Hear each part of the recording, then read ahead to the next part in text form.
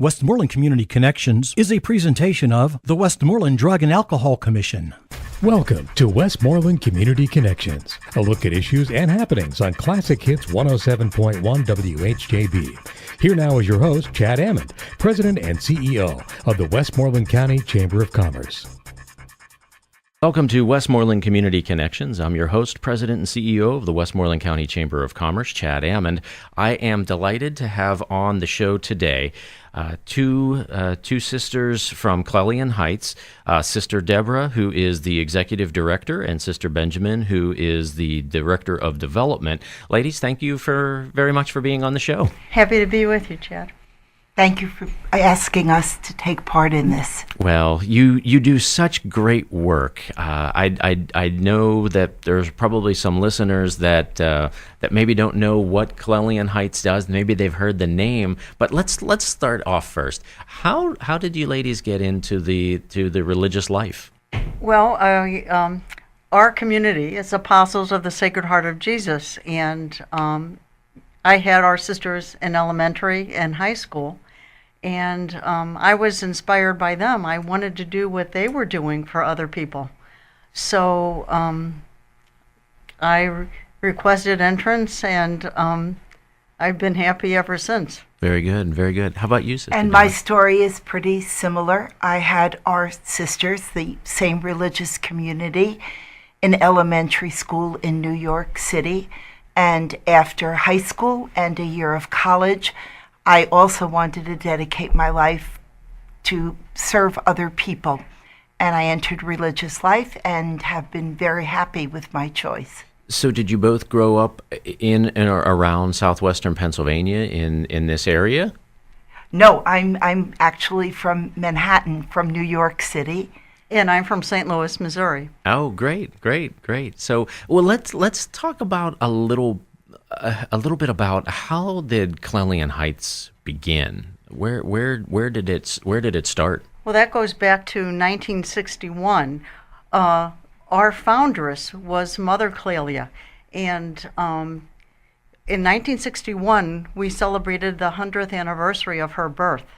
So we're in many communities in 14 nations throughout the world, and each province was asked to do something special to celebrate that anniversary. And so the United States province decided to reach out to the marginal because that was her desire for her sisters to be able to do that for others. And so at the time in 1961, we thought, what better people to reach out to than the families who have a disabled child, because the right to education didn't come about until 1974. So before that time, parents really struggled with how to help their children and how to deal with day-to-day living with them. And so since we were of an educational background, we decided to start a school, but also have a residential component, because we knew that there were very few places where special children were educated at that time, and we wanted anyone who really needed us to be able to come and be part of that process. And so from the beginning, we serviced around 8 or 9 different counties and even students from out of state. So you will provide service to people from neighboring counties and out-of-state areas. Are there other Clelian Heights schools around the country, or we're it. We are unique not only in this area, but in our religious community.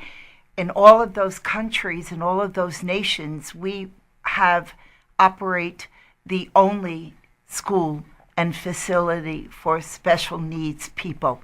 We're very proud of that fact because we've managed over all of these years to stay true to that initial commitment that we made.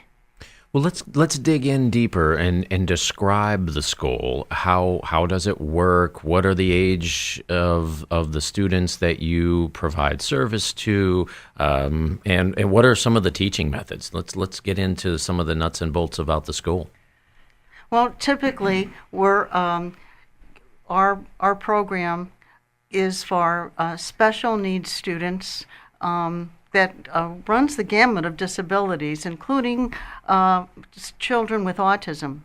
So our age range is 5 to 21 in our school program. And then we continue on with adult vocational services for those who still might need some instruction. So Clelian Heights is there for as long as a child into adulthood needs us, needs our services, needs our support.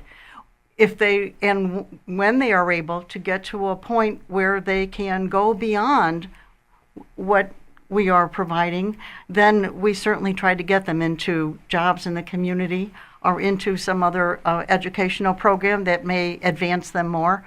But initially, Clelian Heights provides that impetus and strives to really allow each child to see what abilities they have, the importance that each child brings to a situation.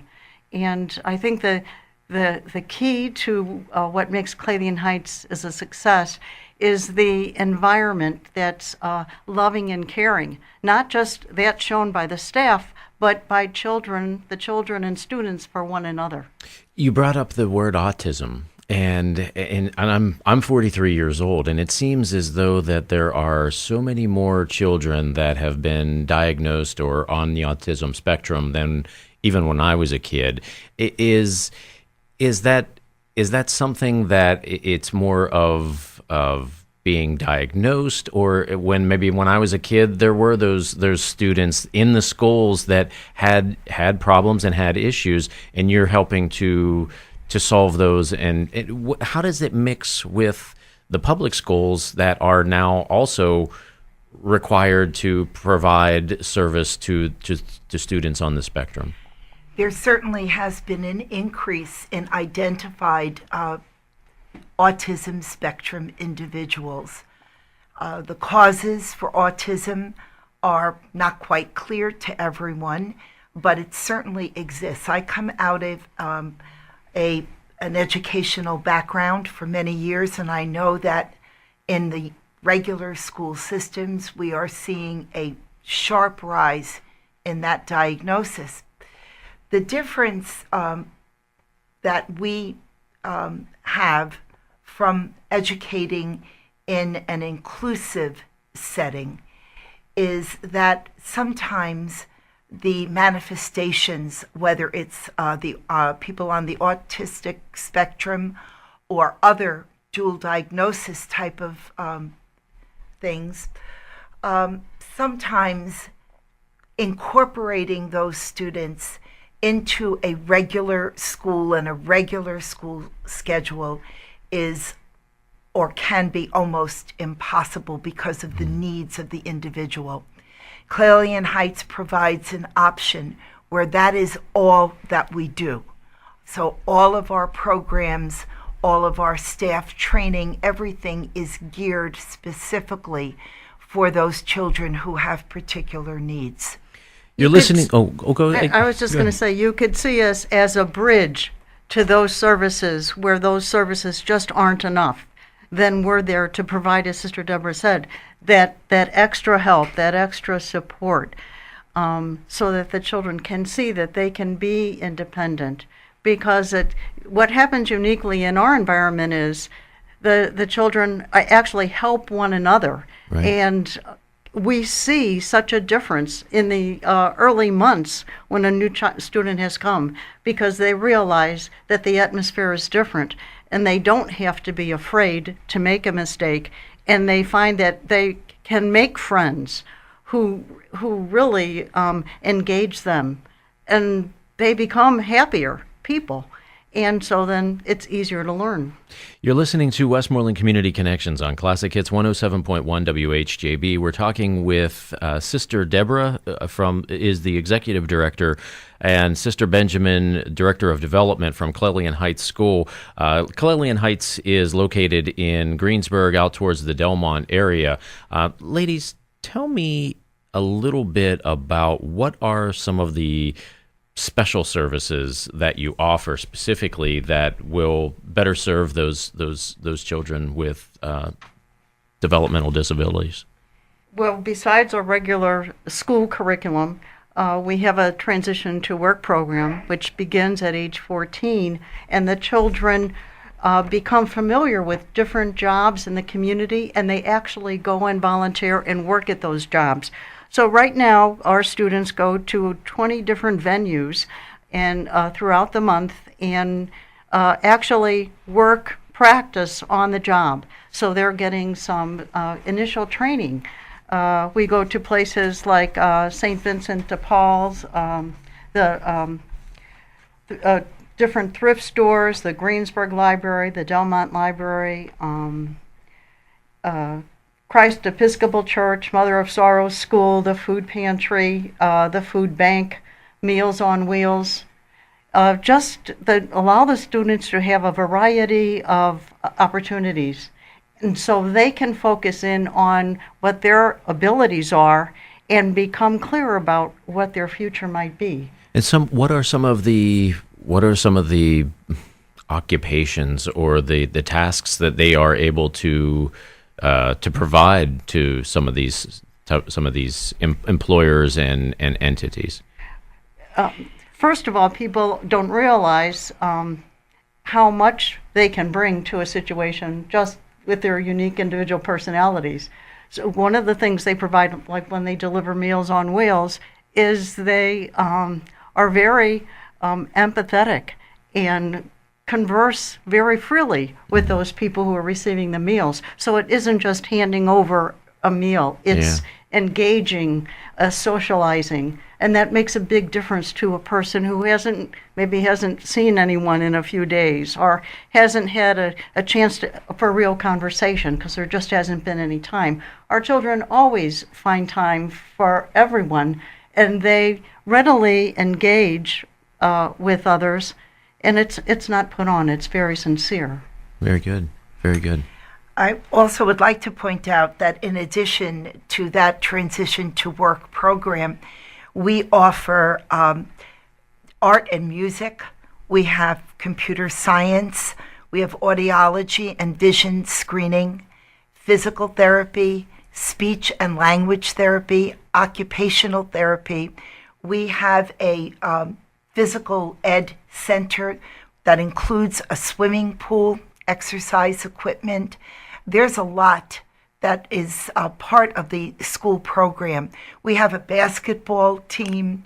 We have arts and crafts activities. So there are many, many different ways that our students can shine. And you have a beautiful facility. If the listeners have not ever been to the facility, it is along what I guess we call Old 66 in Greensburg, but towards Delmont. Talk about the acreage and the buildings that you have. We have around 42 acres, and it includes there's a chapel right in the facility, beautiful classrooms.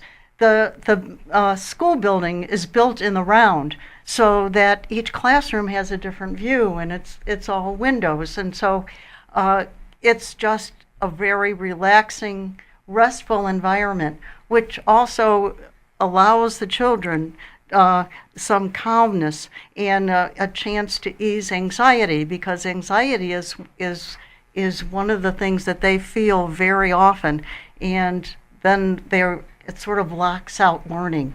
Right. So if we can get them to relax and to socialize with one another and to understand that there's no need to be fearful or afraid, then that makes learning easier. And we have an outdoor pool because we also have a summer session, extended school year session, so that those children who have difficulty learning can continue to learn throughout the summertime so that learning isn't lost. And there's an outdoor pool for that, an outdoor playground, shuffleboard, we have a ball field. It is a beautiful facility. You're listening to Westmoreland Community Connections on Classic Hits 107.1 WHJB. We will be right back after these messages. This is Westmoreland Community Connections on Classic Hits 107.1 WHJB. If you have a suggestion for a topic, or if your nonprofit organization would like to be featured on this program, call us during regular business hours at 724-216-1200. Westmoreland Community Connections is a presentation of the Westmoreland Drug and Alcohol Commission. Welcome back. You're listening to Westmoreland Community Connections on Classic Hits 107.1 WHJB. I'm your host, Chad Amond, President and CEO of the Westmoreland County Chamber of Commerce. Today's show, we are focusing on making sure that we are helping kids with developmental disabilities, maybe kids that are on the autism spectrum or other disabilities. And we're delighted to have on the show Sister Benjamin, who is the Director of Development, and Sister Deborah, who is the Executive Director at Clelian Heights School. Ladies, before we went to the break, we were talking a little bit about some of the anxiety that is created for kids that are maybe on the autism spectrum and how that impacts their ability to learn. Let's get into that a little bit deeper, because I think that everyone in our world has anxiety, and I think that that's probably a key component to one of the things that you are able to help to solve with the students. Talk a little bit about how you create a calm environment that is beneficial to the students. Well, with children with autism, some of them have very little speech or no speech at all, and so it's difficult for them to communicate how they're feeling or how they're thinking. And so we have to try and somehow get into their minds to see what's going on, or try to read their reaction to the different things in the environment, and to see what stresses them and what is a relaxing thing for them. We have a sensory room at school, which the therapists use and schedule children in to go regularly, so that if they are having a very anxious day, they can be calmed there. If maybe they need more stimulation, then that can happen there as well. But our teachers are also trained in special effective instructional interventions that helps children learn, especially those who have a lot of sensory issues. It's called a combination of an intuitive multisensory approach with direct instruction and also verbal behavior. So there are verbal cues that the child gets from the teachers, and that the child also gives. And in our classes, we like the children to be with one teacher for more than a year, so that there can be a real relationship and understanding among them and between them, so that learning can take place better, because each child learns in their own unique way, and that's why individual instruction is so important. And fortunately, we have a large staff so that that can happen, and each child can be helped as they need it. I think also, because we're focused on a particular population, the level of patience and the wait time makes a really big difference in the education of the children. There's no pressure that a certain amount of curriculum needs to be finished in a certain amount of time. We're really trying to address each individual child at the level that that child is at a particular time. And of course, moving them on. Just last week, we had a wonderful thing happen. We have long corridors, carpeted, and we have three-wheel bicycles in the school building. And we have a young student who has great difficulty walking, and we've been working very hard with him on achieving more mobility. Well, for the first time last week, he got on one of the tricycles and pedaled by himself down the hallway. It was a delightful experience, and if any parent has taught a child to ride a bike, you know that riding a bike gives a child independence. Right. He was absolutely delighted with himself. A large audience of therapists, teachers, administrators were cheering him on, and he knew that he had done something very special. Wow, that has to be heartwarming for not only the two of you, but all of the teachers and the program assistants. And the teacher sent his mother the video of that, and she was just thrilled. And you can imagine how you would feel, especially if you felt that your child wouldn't be able to succeed in anything. Yeah. When they come to Clelian Heights, they see how much they can succeed. And that's really wonderful for families to see that there's so much hope, and there is giftedness in everyone. Well, I think we've identified some of the reasons why, but let's talk about why would a family choose Clelian Heights to send their student that has some struggles in life. Why would they send them to Clelian Heights? I think because the staff makes an extra effort to reach each child. They become involved on a very personal level with each child. They see the child's desire to achieve, and they help that along. And all along the way, they are there cheering the child on. But also, as Sister Deborah mentioned, they show an extreme amount of patience and perseverance in trying a task over and over, or the same task in a different way, so until it connects with the child. And then when they see the smile of achievement, it goes much deeper than a face smile, right. And it sticks with that child, because then the child looks to the next task. And I think that's what happens a lot. The children see one another succeed, and they want to do that. Because this particular child, when he's I've seen him in the therapy room looking at some of the exercise equipment that the boys who are on the basketball team use, and he tries to get on that and wants to use that. He's just so determined. He wants to walk. Right. He wants to succeed. And he's gone from a wheelchair to a walker to walking somewhat, a bit at a time independently, and now riding the bike. It's a little miracle for him. Right. Well, let's get into some of the details. What is the application process? I mean, somebody that's listening to the show today, they have a grandchild, or they have a son or a daughter that is developmentally disabled. How do they connect with Clelian Heights School to be able to send their student there? The first thing a parent would need to do would be to go to their own school district and express an interest in moving their child from that public school district to a different program. We have a wonderful relationship with many of the school districts, not only locally, but even more far-reaching into some of the other counties.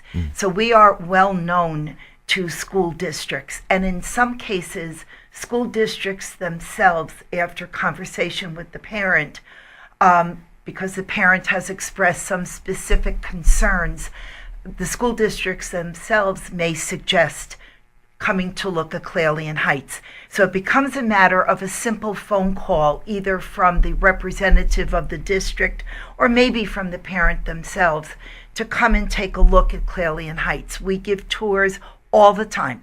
We're always there. We're always available for tours, and parents can call first and get some basic information, and then come to the school itself, walk around, get a complete tour. The individual student is welcome as well, and that process may take a couple of visits before a decision is made. And so for those listeners that want to connect, it's clelianheights.org.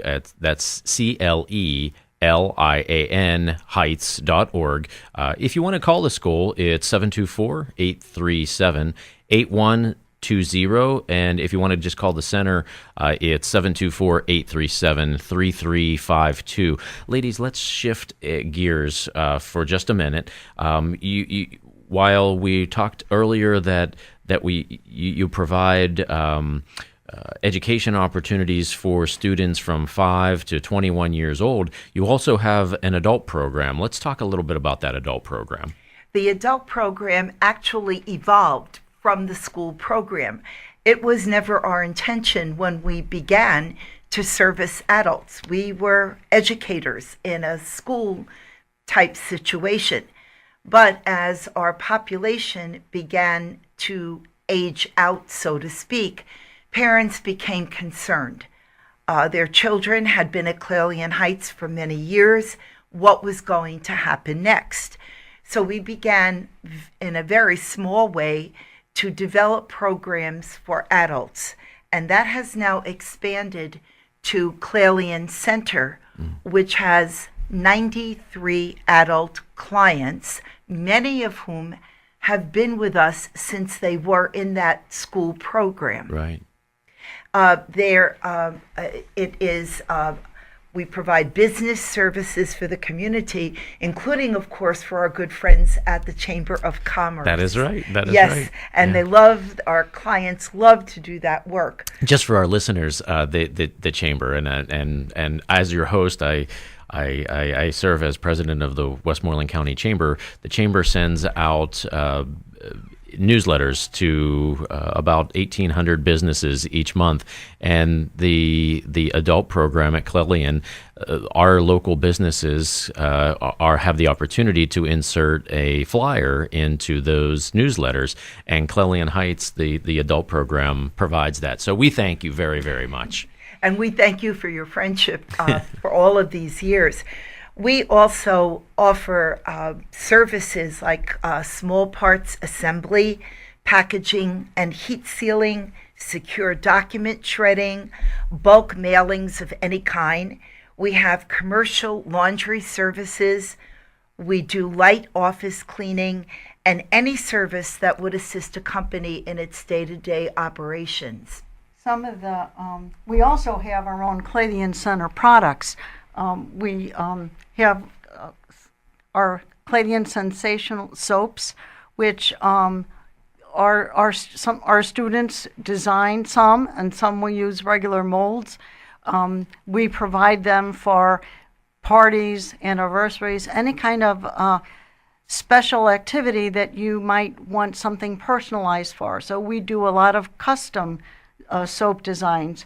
We also have our Captain and Sandy gourmet dog biscuits of various sizes that are very popular with the dogs. So that's right. We're happy to do that. And we also have a commercial laundry service as well as the other businesses we talked about. And we provide the UPMC therapy services with their linens.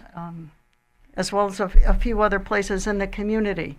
So that's helping to educate the listeners and the community that Clelian Heights School and Clelian Heights Center provides a tremendous amount of service and maybe I will say warmth for this community, for students and people that struggle, yes. Right? Yes.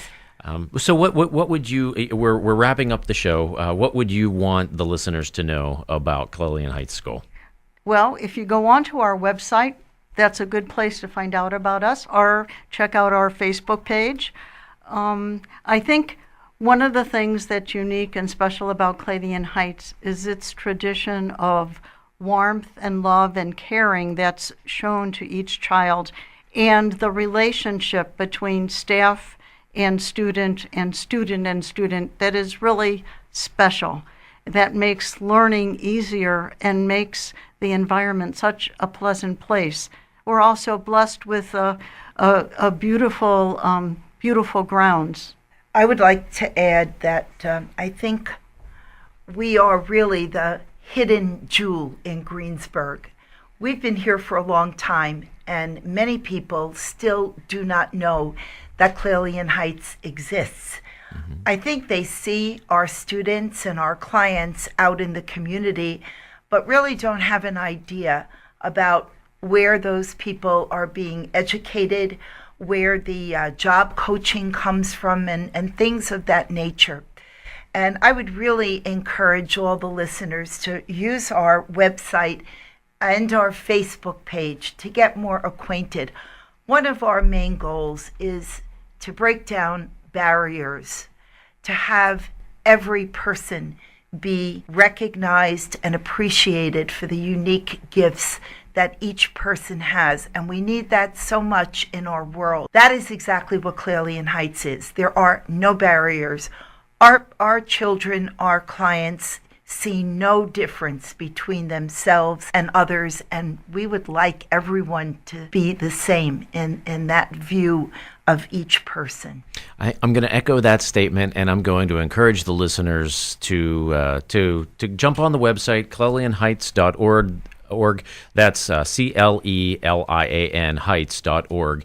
If you have the time or if you have the interest, Sister Benjamin and Sister Deborah have encouraged that you will be open to take a tour of the facility. And ladies, thank you very much for the work that you do, the work that your staff. Pass along the thanks to the rest of your entire staff. You've been listening to Westmoreland Community Connections on Classic Hits 107.1 WHJB. Join us next week, same time, same place, for another edition of Westmoreland Community Connections. Thanks for listening, everyone. This has been Westmoreland Community Connections, a look at issues and happenings in and around Westmoreland County. Join us again next week on Classic Hits 107.1 WHJB. Westmoreland Community Connections is a presentation of the Westmoreland Drug and Alcohol Commission.